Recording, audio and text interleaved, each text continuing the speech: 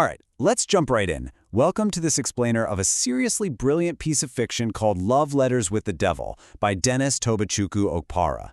Today, we're basically going to treat this story as a total masterclass in deconstructing one of the most famous tropes out there, the high-stakes marriage of convenience. We are going to break down the exact anatomy of a desperate deal. We'll look at how power, sheer panic, and messy politics collide to force two complete strangers into a binding contract. So I want you to ask yourself a seemingly impossible question. How do you escape an unwanted royal wedding? I mean, seriously, what do you do? This is the massive, life-altering dilemma facing our protagonist, Lady Inquisitor Sarah McVale. It's a political trap with almost zero exits, and she's got to think fast, literally breaking every rule in her elite society just to keep her freedom. Part 1. A Royal Betrothal Nightmare. Let's look at the inciting incident. To really get why Sarah takes such drastic measures, we have to look at the absolute nightmare she just uncovered. It's a secret deal made by her own father, and wow, this brilliantly illustrates the sheer panic of her situation. As the text puts it, there were many things she had expected to have learned from her father by the time she turned 20, but being betrothed to the king when she had been 10 years old had not been one of them. Just imagine that betrayal. Her father is the prime minister. He's supposed to be this paragon of justice in her eyes, right?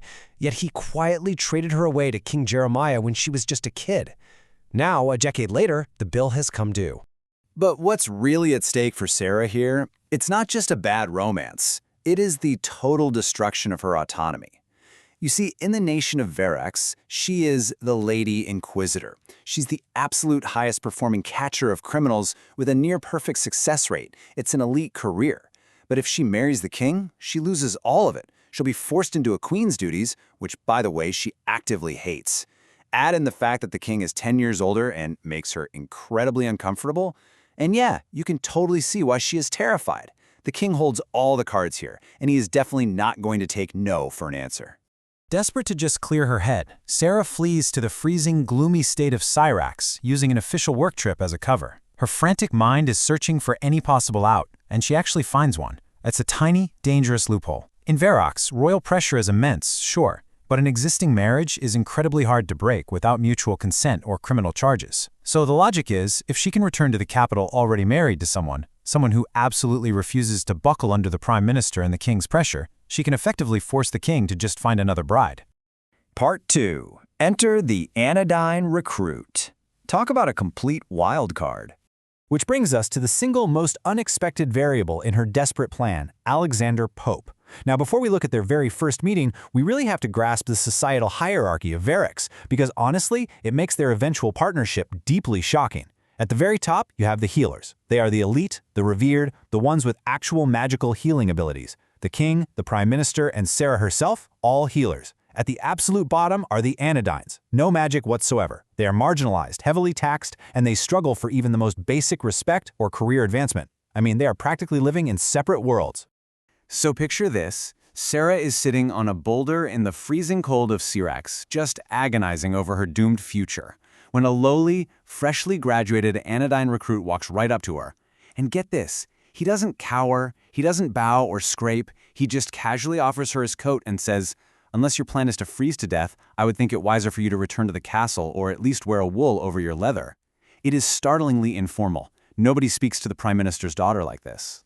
Alexander isn't just being friendly here, though. He is incredibly ambitious. He immediately asks to join Sarah's elite royal squad. And naturally, she rejects him flat out. I mean, he's a green recruit and anodyne with zero track record, and her squad is the best of the absolute best. But as he casually walks away, totally unfazed by her rejection, by the way, this wild idea just ignites in her mind. Out of every noble, every elite healer, and every squad mate she knows, Alexander Pope is literally the only person who isn't terrified of her or her status, making him the absolute perfect candidate to act as her shield.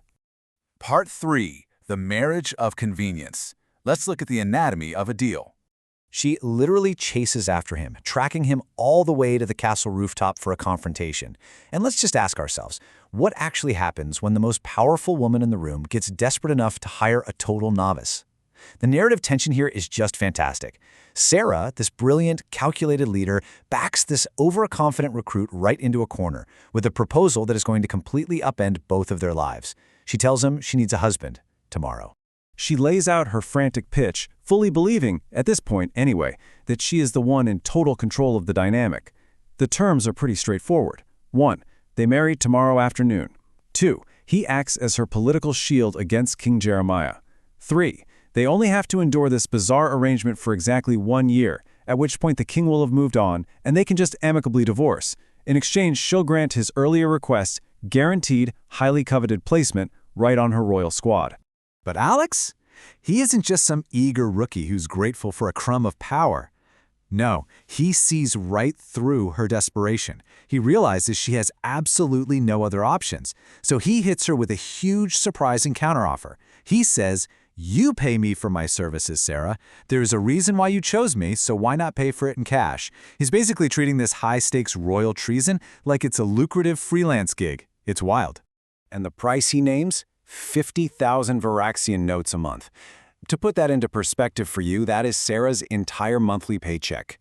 Every single cent. He demands her full salary for the duration of the marriage. His argument is that he'll likely be made completely jobless and blacklisted by the king once the divorce happens, so, he needs to secure his financial future. Bold move. So, when the dust settles, the final contract looks like this. The client is Lady Inquisitor Sarah. The candidate is Alexander Pope. The duration is locked in at 1 year, and the payment is that extortionate 50,000 Varaxian notes per month. Sarah's ultimate benefit? Keeping her autonomy and her job. Alexander, on the other hand, gets a fast track into the royal squad and a massive wealth. The exit strategy is a clean divorce. Ultimately, her immense desperation forces her to agree to every single one of his exorbitant terms. The deal is officially struck. Part 4. Sealing the fake deal. Time for executing the illusion. Look, making a deal on a dark rooftop is one thing, but actually executing it in the glaring light of Varaxian high society, that is a whole different beast. They have to invent a highly detailed cover story on the fly, and this brilliantly illustrates how quick on their feet they both are. They decide their narrative will be that they met 4 years ago when Sarah visited St. Hannah's orphanage.